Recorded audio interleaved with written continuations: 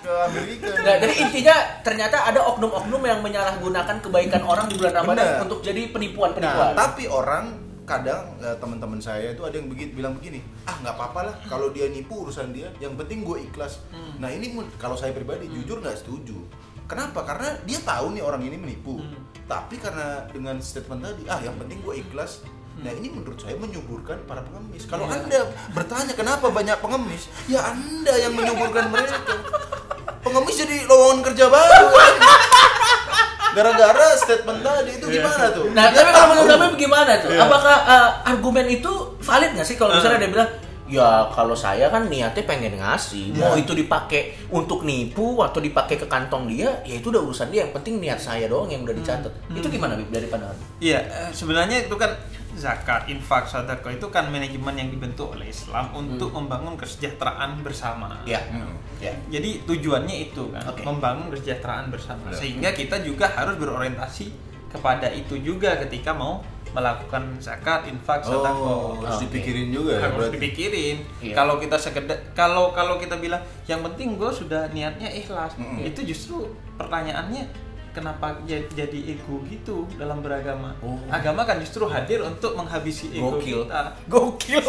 Jadi ego itu bukan cuman Bahkan dalam kebaikan egois pun nggak bisa ya. Ini banyak orang jadi kecelek. Oh iya benar juga ya. jangan ego dalam Benar juga. Soalnya udah ada badan zakat, terus ada yang orang-orang resmi. yang kayak udah mengurus, kayak kita mau ngasih bantuan makanan udah ada yang ngurus, itu Iya. jelas gitu. Lebih baik kalau memang mau mensejahterakan semua kepada badan-badan yang jelas tadi. Iya, karena lebih itu lebih mendidik dan lebih efektif gitu agar tujuan zakatnya itu tercapai. Karena memang dalam hal ibadah pun kita nggak boleh ego. Misalnya kita diajarin tuh kalau kita jadi imam, jadi imam, baca surat yang pendek, jangan baca Al-Baqarah. Panjangan ya. Kepanjangan kalau Iya, baca iya, Al-Baqarah karena ditakutkan makmumnya Iya. itu ada yang sakit, ada yang capek berdiri. Bener cok, apalagi subuh tuh kan kita ngantuk, capek. Kadang kalau imamnya lama bro, jujur ya, aku iman agak lemah memang ya. Begitu imamnya lama gitu, apakah aku masih di agama ini? Saking lamanya gitu. Dan yang itu- awalnya aku ikhlas sholat, kok nggak selesai gitu kan? Jangan ego dalam beragama itu yang Bahkan ditegur Nabi. dalam kebaikan. Iya, Oh, Nabi yang Nabi menegur siapa yang sholatnya itu lama gitu, padahal dia gak sendiri. Kalau sendiri silahkan. Oh. Karena itu, capek kan iya, capek iya, dia iya. sendiri, artinya betul-betul gak ego. Tapi kalau dalam memimpin sholat tidak boleh. Dan itu gua ada cerita tuh. Jadi ada seorang mu'alaf itu sholat di masjid. Kemudian si imamnya membaca surat Al-Baqarah Yang panjang ya. 30 ayat panjang sekali. Wah, capek.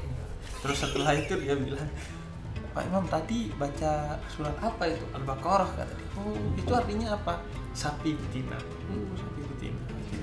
Besoknya dia sholat lagi di tempat itu. Terus kemudian dia nanya, Pak Ustadz, bentar lagi yang mimpin sholat lagi Pak Ustadz. Oh iya, baca surat apa Pak Ustadz? Al-Fil kata dia. Apa artinya gajah? Wah, kata dia, saya pulang aja, saya sholat di rumah aja. Kata dia, kemarin aja sapi betina saya sudah.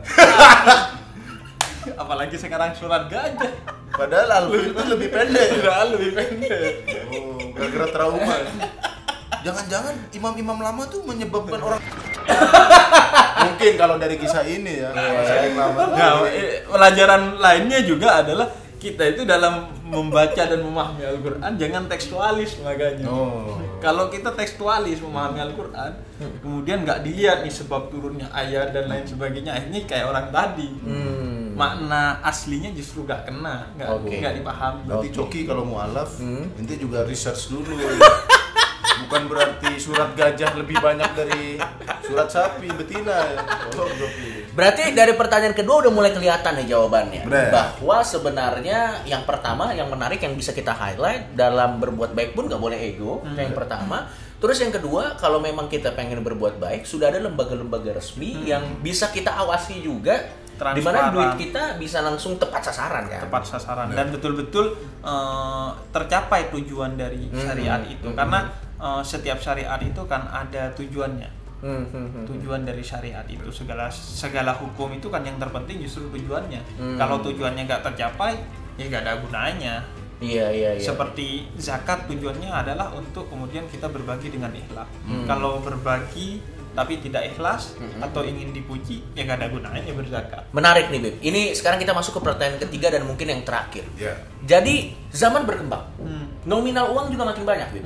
Ada Bitcoin, ada GoPay.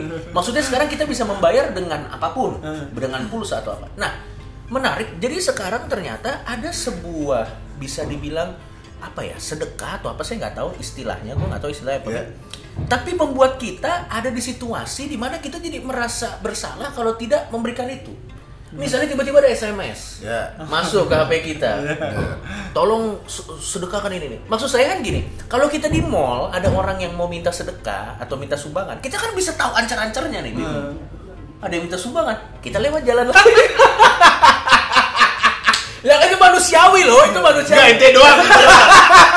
Ngapain ngajak-ngajak? Tapi kan maksud saya kalau dia masuk langsung ke HP SMS, waduh udah gua baca lagi nih gua. Oh iya yang itu ya. Biasanya tuh hadis-hadis. Enggak, biasanya ini apa? Masuk ke HP kita, tolong lakukan ini, baca surat ini, baca ini dan itu. Kalau Anda melakukannya maka besok Anda akan mendapatkan rezeki. Tapi kalau Anda tidak melakukan, Anda akan terkena bencana. Itu dulu tuh sering banget. Itu kan gimana ya? Dibilang ancaman juga. Tapi maksudnya intinya kan kita jadi merasa bersalah. Iya, soalnya ada tulisannya. Nggak bisa mengelak juga kan? Ada pulsa seberapa sih? Ini adalah sedekah pulsa Anda. Iya. Jadi kalau pakai wifi tidak bisa bersedekah menggunakan wifi. Maksud kenapa kok ada sedekah pulsa itu gimana maksudnya? Gini deh. Menurut Habib sendiri itu gimana sih yang kayak gitu? Maksudnya sedekah zakat dalam bentuk lain ya? Iya. Gitu pertanyaannya itu. Atau kalau misalnya kita terjebak atau dijebak sama situasi-situasi yang kita jadi, aduh gue jadi nggak enak nih. Kalau kita nggak bersedekah ke sana sebenarnya jadi salah nggak sih kitanya?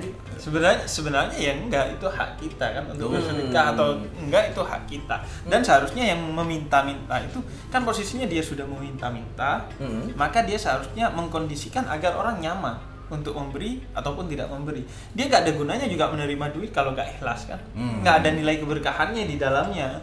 Maka dia seharusnya mengkondisikan agar orang memberinya itu ikhlas. Jangan kemudian ada unsur-unsur paksaan ya. Jangankan paksaan, menggiring agar orang. Kadang ada yang menjebak. Sumpah demi Allah saya akan menyebarkan ini. Lui. Di bawahnya ada bilang, Anda sudah sumpah demi Allah ya? Belum dong. Oh iya. Anda sumpah demi Allah jebakan, Bro. Nggak, ternyata kan orang tuh pinter tanda kutip ya dalam membuat kita ternyata situasi-situasi seperti itu lebih baik pada saat kita ingin bersedekah atau apapun dari pihak yang ingin meminta, dibikin situasi senyaman mungkin. Mungkin. Supaya si pemberi juga tidak ada beban moral ya Dan sebenarnya. harus dalam beragama itu dalam segala hal harus cerdas dan kreatif. Misalnya, gue tuh kemarin ada yang tiba-tiba ngirimi itu dari Twitternya, kalau nggak salah Twitternya Sadia Ma'ruf. Katanya ada bonus poin dari kartu kalian.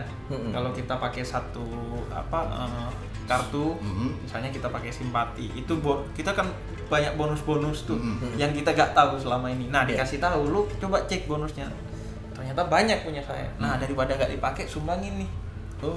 Jadi poinnya itu bisa disumbangin dan kemudian jadi untuk sesuatu yang bermanfaat. Bukan berupa poin juga ya? Ntar untuk apa poin? Ya takutnya pengemis lapar. Aku lapar. Nih poin buat kamu. Tidak bisa begitu juga ya? Enggak, itu jadi dia kerjasama sama providernya untuk kemudian menjadikan sesuatu. Nah, poin dari gua adalah bahwa lo harus cerdas dan kreatif juga dalam membangun sesuai konteks zaman lah ya. Konteks zamannya. Itu poin daripada gak digunain, kadang kita lupa hangus kan. Poin di provider apa gitu. Maka lebih baik kita bikin gerakan-gerakan yang seperti itu gitu, sekreatif dan orang jadi ikhlas menerimanya dan orang jadi merasa wah, yang semestinya ini hangus justru bisa jadi manfaat pahala ke kita. Kreatifnya lebih ke arah itu ya, bukan menjebak tiba-tiba Anda terkena bencana. Enggak ya, harus dikawal juga. Maksudnya ini poin nanti disedekahkannya berupa duit. Takutnya menjebak juga, anjir, punya Bitcoin kan, Bitcoin dizakatin katanya. 2,5% dari Bitcoin. Buat apa Bitcoin? Atau voucher Mobile Legend, voucher game. buat zakat. Nggak bisa gitu ya, harus berbentuk yang bermanfaat juga bagi Iya, orang. yang bermanfaat. Makanya harus dibuat sedemikian rupa. Misalnya tadi kerjasama sama provider, kemudian sama providernya dijadikan duit. Artinya semua senang kan, semua saling merasa beruntung dan akhirnya jadi manfaat.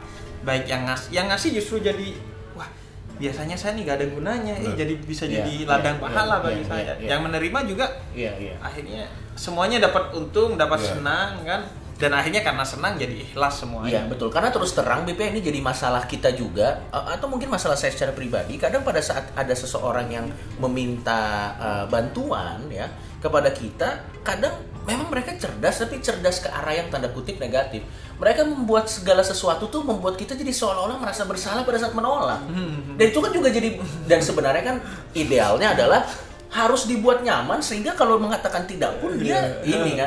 Iya benar nggak? Pernah nggak lu ketemu sesuatu yang gue jadi inget malah. Kenapa? Lu tau nggak yang minta sumbangan, kemudian kita mau masuk ATM tuh, dan kemudian kita dikasih amplop dulu. Itu kan. Aduh, itu posisi kita kan maksudnya gimana? Mau bilang nggak udah duit, orang dari ATM. Iya dong, di ATM dong.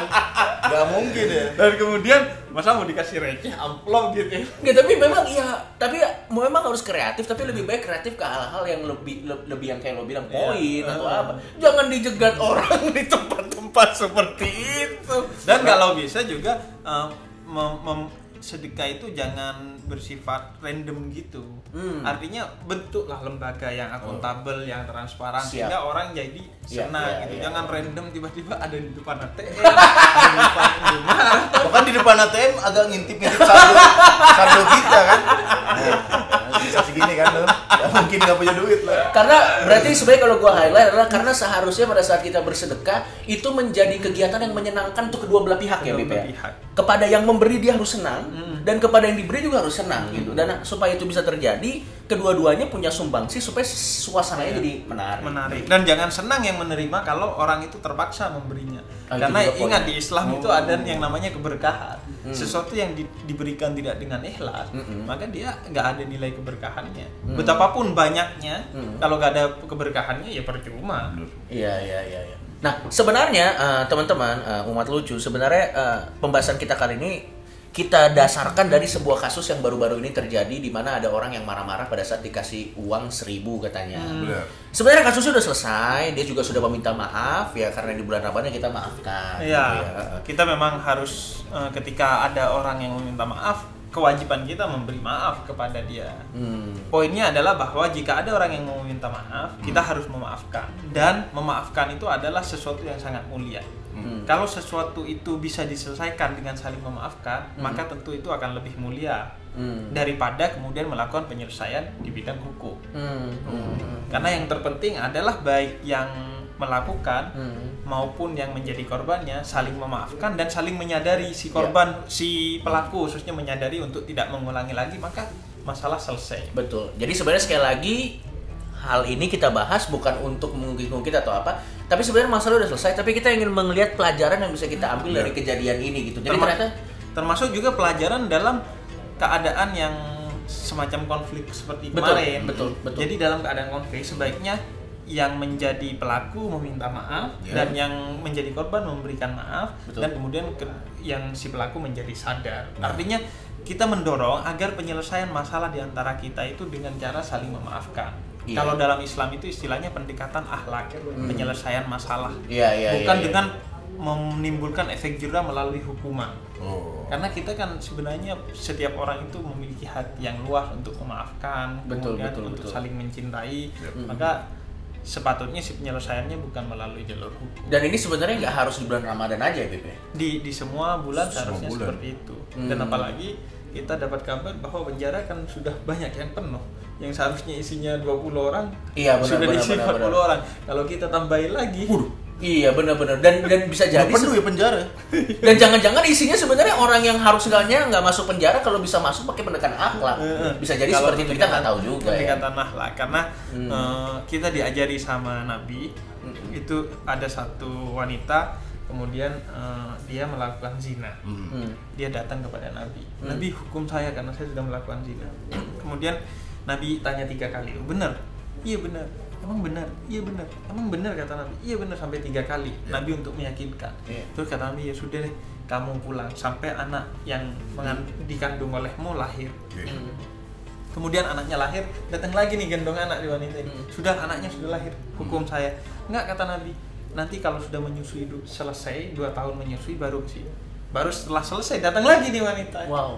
Dan kemudian barulah kemudian dihukum oleh Nabi. Artinya penerapan hukum pun yang dilakukan oleh Nabi itu dengan pendekatan yang akhlak, yang santun, penerapan hukumnya. Iya. Bukan kemudian artinya Nabi mendidik bahwa dalam menghukum pun kita harus dengan cara yang baik. Berarti pelajaran yang bisa kita ambil selain dari bersedekah tadi yang udah banyak, yang bisa langsung simpulkan sendiri adalah kalau kita sebagai umat beragama apapun agamanya lebih banyak menghabiskan waktu kita untuk menulis somasi kepada orang lain. Kepada kita maksudnya. mungkin ada yang salah dan kita bisa introspeksi. Dimulai dari diri kita sendiri aja, nggak usah menuduh orang lain gitu ya. Karena seharusnya dalam beragama, terutama kalau dari Islam sendiri, adalah pendekatan akhlak yang nomor 1. Iya, pendekatan akhlak, pendekatan yang menyelesaikan masalah dengan cara yang baik, yang mulia. Karena kita yakin bahwa setiap orang kan sebenarnya ingin hidup dengan baik-baik. Tinggal kita sentuh aja kesadarannya dan kemudian masalah akan jadi selesai. Justru pendekatan hukum kadang itu tidak efektif. Benar juga sih. Benar. Justru, itu fakta juga. Iya, orang keluar dari penjara makin canggih. Betul. Sebagai jadi residivis. Betul. Dan bahkan ini fakta mungkin agak sedikit melenceng. Fakta bahkan beberapa kriminal tertentu mereka mengcrafted artnya itu di penjara bahkan. Yang tadinya skill ya? Yes, yang tadinya dia mencopet cuma bisa sejam 1 dompet karena di penjara banyak seniornya. Jadi malah begitu keluar sejam bisa 2 atau 3 dompet. Baik, terima kasih banyak Habib udah meluangkan waktunya ke sini. Dan buat teman-teman, mudah-mudahan konten ini bisa berguna buat kita semua. Jadi silakan bersedekah sebanyak-banyaknya di bulan Ramadan, tidak ada yang melarang. Tapi dengan informasi tadi, siapa tahu bisa membuat sedekah teman-teman lebih tepat sasaran ya. Dan lebih berkualitas. Karena jujur saya juga baru dengar itu hal yang menarik. Menurut gua sih apapun agamanya bisa pakai prinsip ini.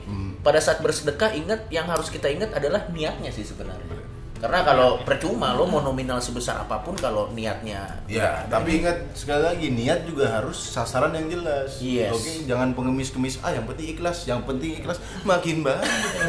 Dan ini kita bicara konten sedekah di bulan Ramadan, konten Islam, tapi closingnya dia yang ngomong.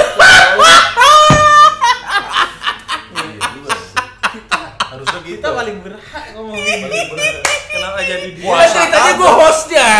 Puasa kagak. Bahkan dia bilang kalau ada orang minta sumbangan dia pergi. Terima kasih teman-teman bahwa sudah nonton. Semoga apa yang kita sampaikan bermanfaat dan semoga Coki bisa kita sentuh menuju jalan kebenaran. Dia tahu-tahu doang, mengambil hikmah doang, mengambil ajaran agama kita kapan? Terima kasih banyak teman-teman.